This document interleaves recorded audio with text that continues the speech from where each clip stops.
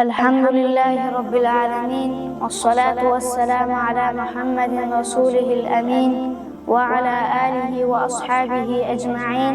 أما بعد، عن أسامة بن زيد رضي الله عنه عن النبي صلى الله عليه وسلم قال: ما تركت بعدي فتنة أضر على الرجال من النساء.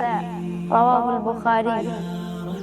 اسامه بن زید رضی الله عنه روایت ده چې رسول الله صلی الله علیه وسلم فرمایلی دي: لمانه وروسته بله داسې خطرناکه فتنه نشته چې سړی د هغې په وجه بېلارې شي بغیر له ښځو نه. مسلمان وروره، د الله تعالی د خپل حکمت په تقاضا دا دنیا امتحان پیدا کړی او انسان باندې قسمه قسمه امتحانونه راولي، او مقصد پکې د امتحان کې کامیابېدل او جنت ته تلل دي.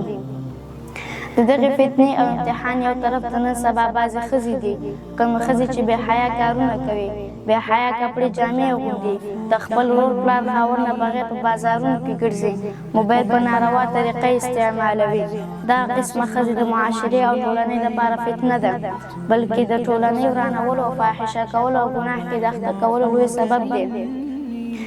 دا قسم د وخت تېرېدو سره دا فتنې نوي نوي قسمونه او شکلونه پیدا کوي چې بیا ورته خلک ګناه هم نه وایي. نو هر قسمه ګناه کې چې انسان د ښځې په سبب اخته کېږي نو دا فتنه شوه. مسلمانې خورې، پام کوه چې سړو لپاره فتنه نه شي، ځکه بیا د خپلې ګناه سره سره د نورو خلکو ګناه هم د ستا په سر وي او د الله تعالی ته به بې حساب ورکوي. مسلمان وروره، د ښځې د فتنو نه په لاندې کارونو باندې ځان بچ او محفوظ وساته. لول، د الله تعالی نه وېرېدل، په الله تعالی باندې کلک ایمان.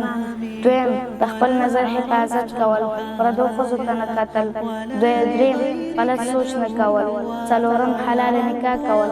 پنځم، نفلي روژې نیول، د لمونځ پابندي کول. شپږم، ناکاره ملګرو او د فتنو زیان نه ځان ساتل. اووم، د خپل وخت د الله تعالی په اطاعت او ذکر کې مصرف کول. اووم، د آخرت نعمتونه رایادول او د جهنم عذابونه ضد نیول.